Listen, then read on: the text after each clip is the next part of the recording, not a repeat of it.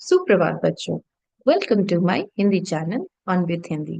आज हम लोग पढ़ने जा रहे हैं नया रास्ता का सबसे लास्ट चैप्टर, जो है चैप्टर नंबर 26।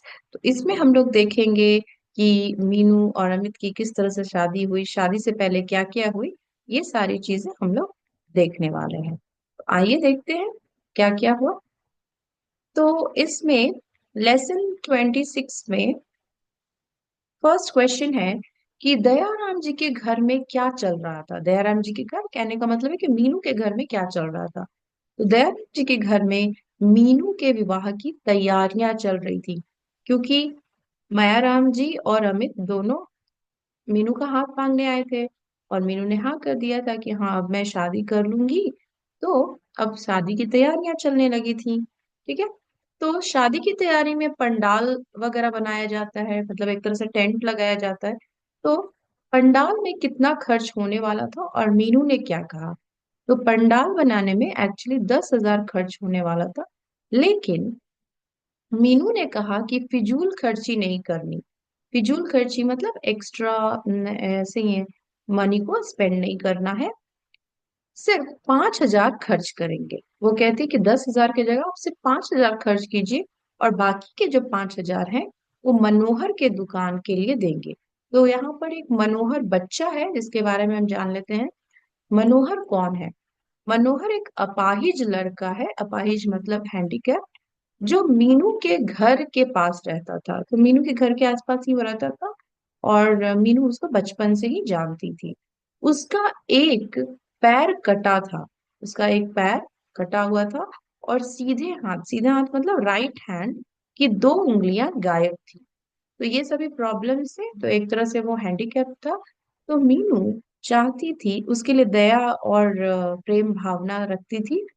तो वो चाहती थी कि मनोहर को किसी तरह से मदद किया जाए।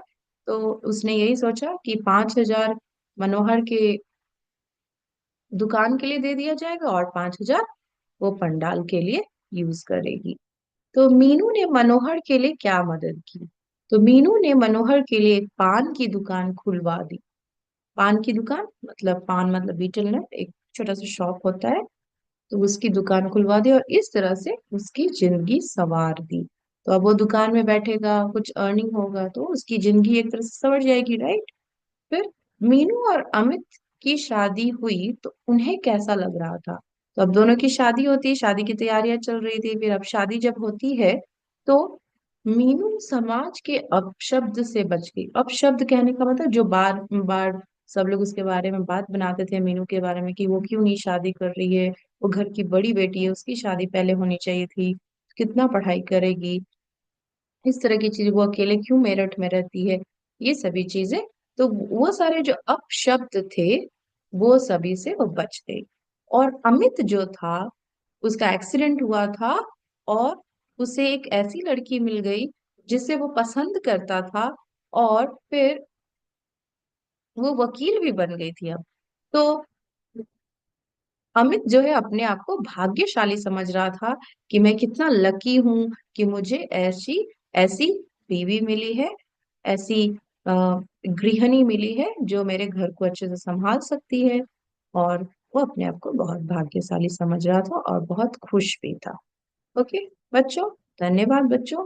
आई होप आपको सब समझ में आ गया होगा। अगर थोड़ा सा भी कुछ समझ में नहीं आए तो मेरे पुराने वीडियोस को आप देख सकते हैं। मैंने सारे चैप्टर्स 1 to 26 अपलोड किए हुए हैं, क्वेश्चन आंसर्स भी डाले हुए हैं, शॉर्ट्स भी मैंने डाले हुए हैं। तो आपको जो भी देखना हो उसको देख लीजिएगा और रिवाइज कर लीजिएगा। धन्यवाद बच्चों।